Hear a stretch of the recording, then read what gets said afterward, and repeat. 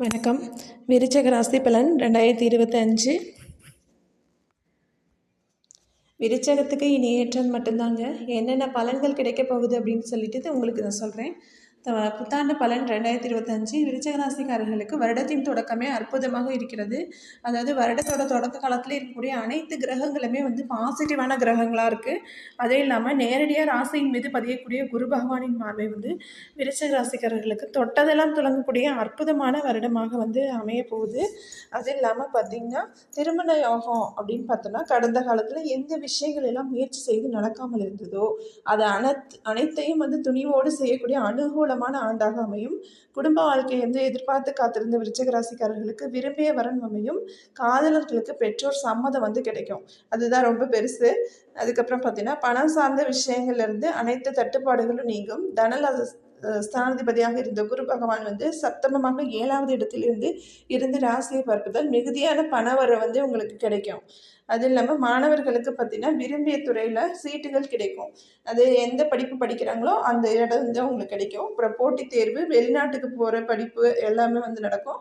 நுழைவுத் தேர்வில் வெற்றி கிடைக்கும். சூப்பரான உத்தியோகம் பெறுவீர்கள். அதாவது வேலை இல்லாமல் இருந்தவங்களுக்கு எல்லாத்துக்குமே உத்தியோகம் கிடைக்கும். அதாவது கை நிறைய சம்பளத்தோடு கிடைக்கும். அடுத்த நண்பர்களில் இருந்து சிக்கல்கள் தீரும். சகோதர வழியில் இருந்து கருத்து வேறுபாடெல்லாம் மறைஞ்சிரும். வேலையில் இருந்து அழுத்தங்கள் குறையும். தொழில்முறை சார்ந்த விஷயங்கள் ஏற்பட்டு நஷ்டங்கள், டிரான்ஸ்பர்கள் போன்றவற்றில் மாற்றம் தீரும். குறிப்பாக 2025 பார்த்தீங்கன்னா ராகு கேது பயிற்சிக்கு பிறகு, அதாவது மே மாதத்துக்கு பிறகு இடமாற்றம், ஊர் மாற்றம், உத்தியோகம் மாற்றம் இதெல்லாம் ஏற்படும். நிறைய டிராவல் செய்யக்கூடிய வாய்ப்பு இருக்கும். அது அடிக்கடி பயணப்படுவாங்க. இவங்க பார்த்தீங்கன்னா பயணம் பண்ணுறதே இவங்களுக்கு ரொம்ப பிடிக்கும். அது இல்லாமல் வாகனத்தை மாற்றும் யோகம் உண்டாகும். அடுத்து தொழில்களை மாற்ற வேண்டும் என்று நினைப்பவர்களுக்கும் பெரிய வெற்றி உருவாகும். அடுத்த ஜாதகத்தில் ராகு இருக்கும்போது ஏற்பட்ட புத்திர தோஷத்தால் குழந்தைகளிடமிருந்து பிரிந்திருந்தவர்கள் குழந்தைகளுடன் சேர்வார்கள். பிள்ளைகளை நினைத்து பெருமைப்படுவீர்கள். விருச்சிக ராசிக்காரர்களுக்கு மறைமுகமாக இருந்து போட்டி பொறாமை எல்லாமே நீங்கும். யாரெல்லாம் அவங்களுக்கு அழுத்தம் கொடுத்தாங்களோ அவங்க நண்பர்களாக மாறிவிடுவாங்க. அடுத்து பொருளாதார சுமைகள் குறையும். கடனை எல்லாம் தீர்ப்பீர்கள். அடுத்து லோனுக்காக காத்திருந்தவங்களுக்கு லோன் கிடைக்கும்.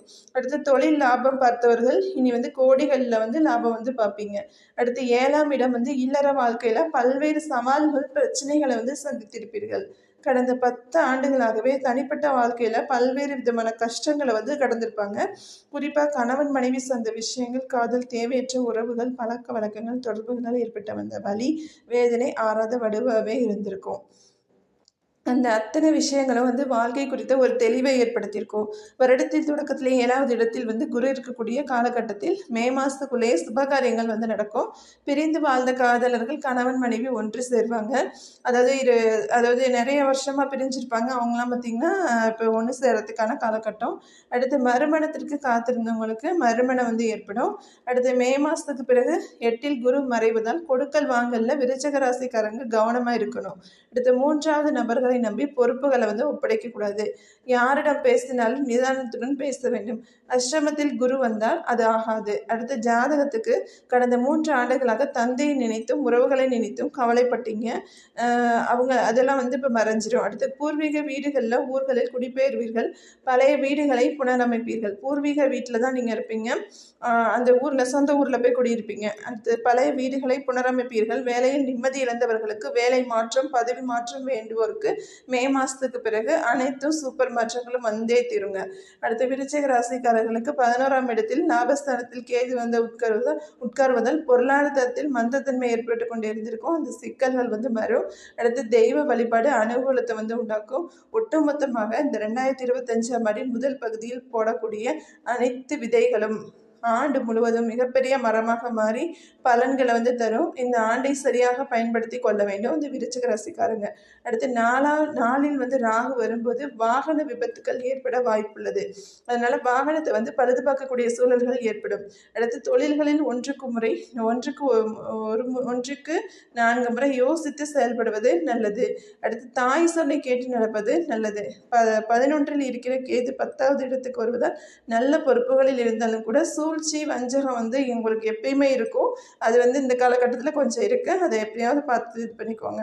அடுத்து எப்படியாவது பொறுப்பிலிருந்து காலி செய்ய நினைப்பார்கள். மற்ற அனைத்து விஷயங்களும் அருமையான இருக்குது. வழிபாடு முருகப்பெருமானுடைய கோயில்களுக்கு செவ்வாய்க்கிழமை இவங்க வந்து பார்த்திங்கன்னா செவ்வாய் ஆதிக்கம் தான் இவங்களுக்கு. அதனால் செவ்வாய்ங்கிறதுனால வந்து பார்த்திங்கன்னா முருகப்பெருமானை வழிபடுறது இவங்களுக்கு ரொம்ப நல்லது. அடுத்து சஷ்டி திதி அன்று வழிபடுவது நல்லது. அடுத்து செவ்வரளி மாலை போடுவது நல்லது. உங்களுடைய வாழ்க்கையில் ஒரு பெரிய தெளிவையும் சந்தோஷத்தையும் தரக்கூடிய அற்புதமான ஆண்டாக இந்த ஆண்டு அமையும் அப்படிங்கிறதுல எந்த ஒரு சந்தேகமும் இல்லைங்க. நன்றி, வணக்கம்.